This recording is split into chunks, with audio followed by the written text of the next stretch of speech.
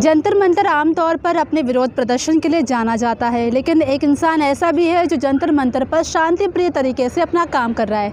78 साल के मुसद्दीलाल गुप्ता हमारे साथ मौजूद है, जो कि पेठी चरखा चलाकर इस कपास से रुई से धागे बनाने का काम करते हैं और इस सामान को महाराष्ट्र में बेचते हैं। लेकिन इस पूरे मामले पर सबसे दिलचस्प बात क्या है? एक तरफ हम भारत में देखते हैं कि कई कामचोर लोग हैं जो काम नहीं करते हैं, दूसरी तरफ हम ऐसे लोग भी देखते हैं जिनको लगभग 45,000 महीने की पेंशन मिलती है। उसके बावजूद भी पेंशन मिलते हुए भी वो यहाँ पर जंतर मंतर पर चरखा चलाते हुए धागे बनाने का काम करते हैं। क्यों, पूछ रहे हैं इनसे। मुसद्दीलाल जी 78 साल के हैं, पेंशन बढ़िया मिल रही है, फिर क्या ज़रूरत है इस तरीके से काम करने की? इसलिए कि शरीर को हम बहुत कुछ देते हैं, खाना पीना सुविधा सब देते हैं, तो इससे जो कुछ काम ले सकते हैं वो भी लेना चाहिए ना। तो ऐसा है कि अब शहर में जैसे हम हैं, यहाँ पे आप खेती कर नहीं सकते, पशुपालन भी नहीं कर सकते, लेकिन चरखा में जो ये सूत जो हम काट रहे हैं, इसका उपयोग खेती से कम किसी भी तरीके से नहीं है। तो यानी शहर में रहकर भी हम बहुत उपयोगी काम कर सकते हैं और वो हर एक को करना ही चाहिए। एक बार आप करते हुए दिखाए तो हम भी देखेंगे कि आप कैसे धागा बना रहे हैं। ये धागा बनाने की प्रक्रिया है, कपास से ये धागा बना रहे हैं और इसी धागे को ये महाराष्ट्र में बेचते भी हैं। लेकिन इनका कोई मकसद नहीं होता है कि वो इससे कुछ पैसा अर्न करे, इनका मकसद होता है स्वग्रामीण की तरफ। स्वदेशी आपने अक्सर सुना होगा, लेकिन स्वग्रामी को लेकर ये काफ़ी प्रचारक है और इसी के तहत ये काम भी कर रहे हैं। तो धागा बनाने की प्रक्रिया है। तो मैं पूछूं आपसे कि ये चरखा क्या है, कैसे आप ये धागा बना रहे हैं, क्या पूरा आपका उद्देश्य ऐसे करने का? इसका उद्देश्य ये है कि देखिए, एक समय हमें ये विचार करना ही पड़ेगा। जैसे एक समय था, हमने आज़ादी के समय स्वदेशी की बात करते थे, आज मैं स्वग्रामी की बात करता हूँ। क्यों? गांव जब तक स्वावलंबी नहीं होगा, अपने आप में एक पूर्ण गणतंत्र नहीं होगा, तब तक गांव का विकास संभव नहीं है। गांव का विकास बड़ी बड़ी राजधानियों से नहीं हो सकता। गांव का विकास गांव के लोगों से, गांव के संसाधनों से ही होगा। तो इसीलिए ये चरखा जो है आराम से गांव में बनाया जा सकता है, कपास वहाँ पे पैदा किया जा सकता है, सूत वहाँ काटा जा सकता है, बुना जा सकता है, पहना जा सकता है। फिर ये काय का प्रपंच करना, इधर से उधर लाने देने का, ये सब तो हम ये सब कुछ जब गांव में बनाने लगेंगे, गांव में उपयोग करने लगेंगे, गांव आप सोचते हैं सब हो जाएंगे। लेकिन मुसद्दीलाल जी, अब आधुनिकीकरण हो रहा है, आप कपास की बात कर रहे हैं, गांव में तो बहुत सारे फैब्रिक आ गए हैं, ये कपास कब टिकेगा? ऐसा है कि हमें ये देखना चाहिए कि कौन चीज़ हमारे लिए उपयोगी है और कौन सी चीज़ हमारे लिए उपयोगी नहीं है। जो बाहर की चीज़ आती है वो धीरे धीरे हमारा का दस्तकारी और हमें परावलंबी बना देती है। वही पराधीनता है। अंतोगत्वा हम अपनी स्वाधीनता को गिरवी रख देते हैं और नष्ट हो जाते हैं। इसलिए हमें इस बात का पूरा ध्यान रखना चाहिए कि हम हर मामले में स्वावलंबी रहें। स्वावलंबी रहेंगे तो स्वाभिमानी रहेंगे और स्वाभिमानी ही जीता है, बाकी के तो उनका जीना ना जीना बराबर ही है। तो आप ये चाहते हैं कि गांव का सामान गांव तक जाए और उसी का उपयोग हो? Of course. विदेशी सामानों का उपयोग जो है, बिल्कुल। विदेशी सामान क्या, मैं तो नहीं चाहता लखनऊ का सामान हमारे गांव में बिके। क्यों बिके? हमारे से सरप्लस कुछ और लखनऊ बिके तो समझ में आता है, लेकिन लखनऊ में बने और हम यहाँ गांव में उपयोग करें, ये मेरे को जमता नहीं। गांव में बना क्या नहीं कर सकते? क्या हम वहाँ पे शिक्षा की व्यवस्था नहीं कर सकते? क्या हम वहाँ पे स्वास्थ्य की व्यवस्था नहीं कर सकते? हम सब कुछ हम वहाँ पैदा करते हैं। श्री कृष्ण का क्या आंदोलन था? मैं पूछ रहा हूँ आपसे, क्या आंदोलन था श्री कृष्ण का? श्री कृष्ण का यही आंदोलन था ना। अगर वो घी दूध मक्खन दही वगैरह जो है वो मथुरा बेचने नहीं देने जानता था, ये था कि नहीं? वो लूट लेता था। वो असल में क्या था, उसका कहना था कि जो इतनी महत्वपूर्ण चीज़ हम गाँव में पैदा कर रहे हैं, हम बाहर नहीं जाने देंगे, उसको गाँव में उपयोग करेंगे। नतीजा क्या हुआ?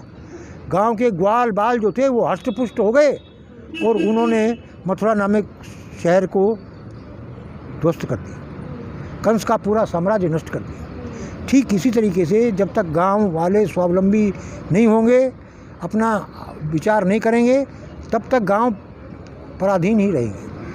हम आज़ाद बेशक हो गए हों, पर गांव तो आज पराधीन ही है। आप बता रहे थे जैसे कि 45,000 आप महीना पेंशन लेते हैं, तो मैं अगर पूछूं सिलसिलेवार से कि आप क्या काम करते थे और ये आपने क्यों? देखिए ये यहाँ पे जो सीएजी का ऑफिस है ना दिल्ली में, ये कॉन्स्टिट्यूशनल पोस्ट है, जैसे सुप्रीम कोर्ट के कोर्ट जैसे होती हैं उसी तरह से वो भी है। तो इनके सब पूरे स्टेट्स में ब्रांचेज है, अकाउंटेंट जनरल ऑफिस है, वो ऑडिट करते हैं, अकाउंट्स मेंटेन करते हैं। मैं उसी ऑफिस में था मध्य प्रदेश में, और वहाँ पे सीनियर अकाउंट्स ऑफिसर करके वहाँ से रिटायर हुआ हूँ। आप सीनियर अकाउंट ऑफिसर थे? हाँ जी। और वहाँ से रिटायर हुए? हाँ जी सर, जी मैडम। और रिटायरमेंट कब हुआ आपका? 2003 में, मई 2003। और आपने फिर कब सोचा कि मुझे ये काम करना है, स्वगामी का प्रचार? वैसे तो मेरे को बचपन से ही ये सब कीड़ा मेरे दिमाग में था, पर विभिन्न कारणों से समय जब अनुकूल आया तो स्वतः होने लगा। कितने साल से आप ये कर रहे हैं? 2011 से तो निरंतर कर रहा हूँ। और कहाँ बैठते हैं? यहीं पर आप बैठते हैं? क्योंकि मेरा धरना चलता था यहाँ पे गोवंश बचाओ का। हाँ, और फिर बाद में तो आपको मालूम है धरने वरने सब खत्म कर दिए तो हम चले गए। और अब जहाँ भी जाता हूँ चरखा मेरे साथ में रहता है, मेरा तो यही धरना हो गया, कहीं भी बैठता हूँ। गांधी जी की तरह ही हैं? गांधी जी भी अपने साथ चरखा हमेशा? हाँ, चरखा बिगड़ चरखे तो ये मेरा सबसे बड़ा मित्र है, इसके बिना मैं नहीं रह सकता। तो मैं पूछूं कि क्या वजह थी, क्योंकि आप इतने पढ़े लिखे भी हैं, तो क्या आपकी समझ में आया कि आपको ऐसे कहीं पर भी बैठकर सिर्फ ये इस तरीके से काम करना है? आप इसके अलावा भी कई काम कर सकते थे, तो यही काम आपने? मैडम जी ऐसा है, पढ़ा लिखा हूँ इसीलिए तो चरखा चला रहा हूँ, और बाकी के जो नहीं चला रहे अब उनको बिना पढ़ाई समझ लीजिए। कारण क्या है, हमें कुछ कहना चाह रहे थे जो नहीं पढ़े लिखे हैं वो? मतलब कहने का ये है कि मैं सोच विचार करके पढ़ लिख करके समझ करके कर रहा हूँ इस काम को, ऐसा अनायास नहीं कर रहा। तो इसलिए क्यों कर रहा हूँ, ताकि इसकी स्फूर्ति हर एक में जागृत हो और एक अजीब तरह का आंदोलन खड़ा हो जाए, जैसे गांधी ने खड़ा किया था। और आपको मालूम है चरखे का अहम रोल रहा स्वाधीनता संग्राम में। हर आदमी प्रेरित हो और खाली समय तो जाने ही नहीं दे, क्योंकि युवा अगर खाली समय खोएगा तो इससे बढ़िया और देश का नुकसान क्या हो सकता है। इसलिए कुछ करो और उत्पादक करो जिसको हमारे काम में आए। नहीं, आप पढ़े लिखे हैं तो आप चरखा चला रहे हैं, जो कई पढ़े लिखे नहीं हैं, कई नेता बने हुए हैं बड़े बड़े पदों वो उनका अपना तरीका है काम करने का। पर मैं तो ये कह रहा हूँ बिना श्रम खाए हमें जीना नहीं चाहिए। कि चाहे नेता हो, वकील हो, डॉक्टर हो, कुछ भी हो, शरीर का भोजन हमें शारीरिक श्रम के द्वारा प्राप्त कर लेना चाहिए। तो लेकिन ऐसे तो बहुत सारे लोग हमने देखे हैं जो काम वाम नहीं करते हैं, काम चोर है बहुत ज़्यादा। और आपको एक तरफ दूसरी तस्वीर हम आपकी देखते हैं तो काफ़ी इंस्पायरिंग सी लगती है तस्वीर। तो वो उनको संदेशा मिलेगा ना आपके द्वारा, आप तो माध्यम है, आपके द्वारा उनको संदेशा मिलेगा, शायद वो कुछ करेंगे भी अगर कैसे चलेगा, करेंगे। तो 78 साल के मुसद्दी लाल गुप्ता जो कि अभी जंतर मंतर पे बैठे हुए हैं, शांतिप्रिय तरीके से चरखा चला रहे हैं, गांधी जी की याद दिला रहे हैं। और लेकिन 2003 में ये as a accountant officer retire हुए थे। महीना 45,000 रुपये की पेंशन आती है, उसके बावजूद भी 2011 से लेकर 2021 तक लगातार वो इसी तरीके से चरखा चलाते हैं, लोगों को प्रेरित करते हैं कि मुफ्त की रोटियां ना तोड़े, काम करे, लोगों को इंस्पायर करते हैं कि परिश्रम करे और उसी के बाद अपना खाना पीना जो है वो चीज़ें करे। और कहीं ना कहीं स्वगामी को लेकर भी प्रचारक दिखाई दे रहे हैं कि स्वदेशी और स्वगामी चीज़ों को अपनाया जाए, विदेशी सामानों का बहिष्कार किया जाए और अपनी ही देश की तरक्की के लिए एक अच्छा खासा एग्जाम्पल यहाँ पर सेट करते हुए दिखाई दे रहे हैं। 78 साल के हैं, बहुत बड़ा आंकड़ा है। जंजवार से तोशी मंदोला की रिपोर्ट, नई दिल्ली।